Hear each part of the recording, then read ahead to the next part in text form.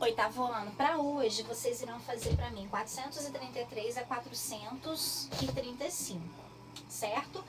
E assim, eu selecionei alguns exercícios pra gente terminar isso hoje. Não vai dar tempo a gente fazer todos os exercícios, porque a gente já tá no quarto bimestre, né? E assim, vocês não sairão no prejuízo, porque a matéria já foi dada. A gente agora tá complementando com a atividade.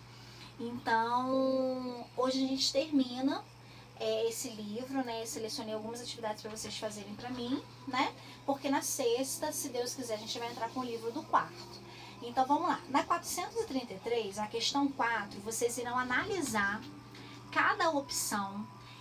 Aqui, gente, essas opções estão falando assim, muita coisa de definição, que a gente viu isso lá no início do capítulo. Então, assim, eu vou deixar para vocês lerem, né? Porque tudo que está falando aqui, ó, as amostras casual simples, sistemática, estratificada, são métodos de amostragem. Então você vai lá no início, eu esqueci, vai lá no início do capítulo que a gente, né, foi um dos primeiros assuntos que eu falei, que foram os métodos, né, de amostragem. Então vê se realmente esses são os métodos, se for, isso aqui é verdadeiro. Então vocês irão lendo, né, e é tudo assim, muita definição. Olha, uma amostra é um subconjunto de uma população. Então vai lá, se não se esqueceu, lá no início vem falando o que é uma amostra. As variáveis podem ser quantitativas ou qualitativas. A gente também falou de variáveis, os tipos dela. As variáveis qualitativas podem ser discretas e contínuas, e as variáveis quantitativas podem ser nominais ou ordinais. Então também, isso tudo aqui é muita definição no início do capítulo. Então eu vou deixar para vocês lerem e identificarem se isso é verdadeiro ou falso, e depois vocês irão marcar a sequência de acordo com o que vocês analisarem.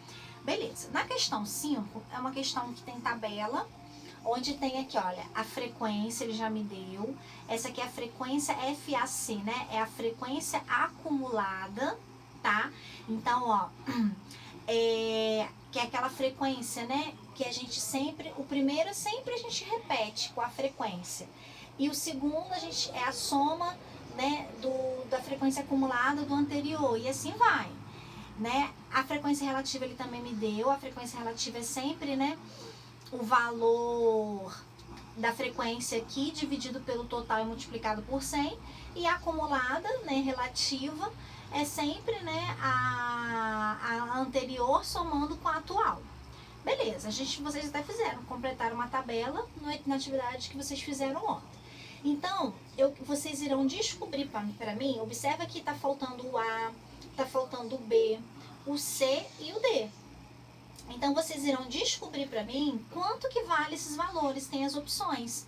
Super fácil, gente, é só fazer continha, né? Igual aqui, ó, o A tá muito fácil de descobrir, certo? O A aqui tá muito tranquilo. Por quê?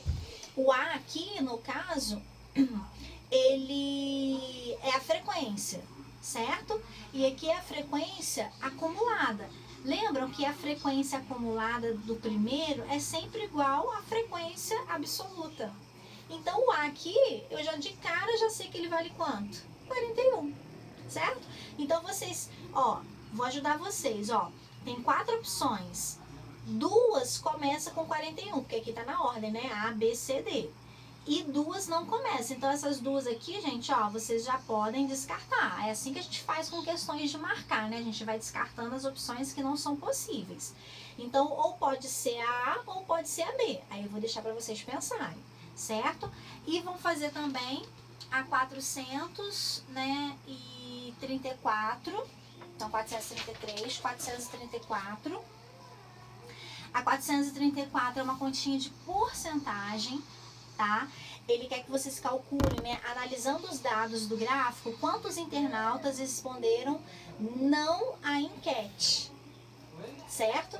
Então, aqui tem sim 67%, não 25% e não se avaliar 8%. Ele quer saber quantos internautas, ou seja, o número mesmo de pessoas que responderam não. Porque aqui ele me deu em porcentagem, então é só vocês calcularem a porcentagem do total que está aqui no enunciado, tá? E irão fazer a 435, que também é super tranquila, certo? A 435 ele quer aqui, ó, considere que as médias finais dos alunos de um curso foram representadas no gráfico a seguir. Então, aqui tá as médias, ó, média 4 foram 4 alunos, média 5 foram 12, média 6 foram 16, ele tá de 2 em 2, tá, gente, o gráfico aqui, então 18, e a média 7 foi 16, a média 8 foram 2. Sabendo que a média para aprovação nesse curso era maior ou igual a 6, qual foi a porcentagem de alunos aprovados? Então, ele quer saber a porcentagem de alunos aprovados. Para eu saber a porcentagem de alunos aprovados, gente, primeiro eu tenho que saber a quantidade total de alunos, né, nessa pesquisa. Ah, tia, como é que eu vou saber isso? Muito fácil, né, gente? Ele aqui me deu o número de alunos, ó, para cada nota. Então, é só vocês somarem 4 mais 12, não, aqui mais 10, né, porque tá de 2 em 2. Aí aqui mais 18, certo? E depois que você calcular a divisão não, calcular o total, por que vocês têm que calcular aqui o total de alunos, né? Porque ele quer em porcentagem, e porcentagem a gente faz uma divisão e multiplica por 100.